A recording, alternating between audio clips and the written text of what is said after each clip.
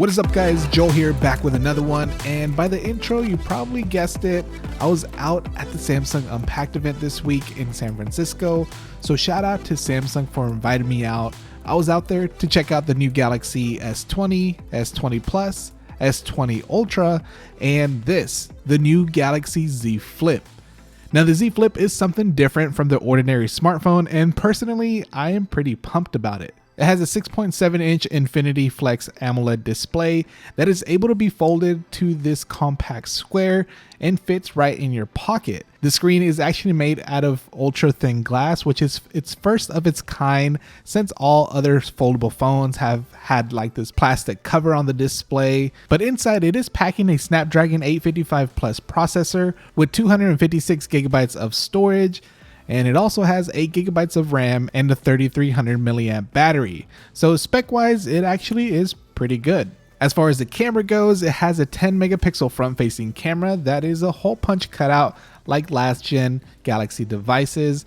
And on the back, you have two 12 megapixel cameras, a wide and an ultra wide camera. Now, this phone has what the S10e had with its fingerprint reader being on the power button. So it does have a fingerprint scanner, but along that you also have wireless charging capability and wireless power share, so you can charge other Qi enabled devices from your Z Flip or charge the Galaxy Watch or new Galaxy Buds Plus. So the new Z Flip is packing many features that previous gen Galaxy devices had, but with an upgraded processor and now a foldable display. Now, while the phone is still a regular phone when it folds out, one of the things it can do, because it is a folding phone, is its flex mode. This allows you to fold the device and it will split the apps in half and utilize both the top and the bottom basically as two separate screens. For example, when viewing YouTube, if you fold the phone, the top will display the video, and at the bottom you have all the info of the video,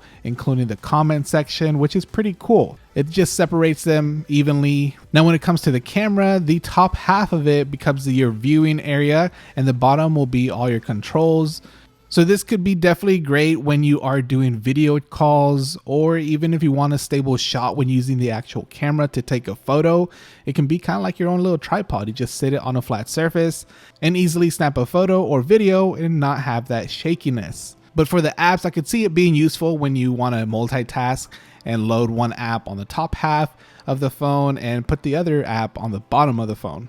Now, some of the other features that this Z Flip is capable of doing is when you have the device closed, there's actually a smaller screen on the front that gives you information like the date, time, notifications, and also alerts you when you receive a call. You can also use it as a viewfinder by double pressing the power button on the side and then take a photo using the rear camera, which is pretty cool as well. With a simple tap, you can actually switch between the dual cameras, so the wide or the ultra wide, and quickly just take a photo. Now, I wish I had more time with this phone and be able to use it outside the show, but unfortunately I didn't and wasn't able to try out the actual camera.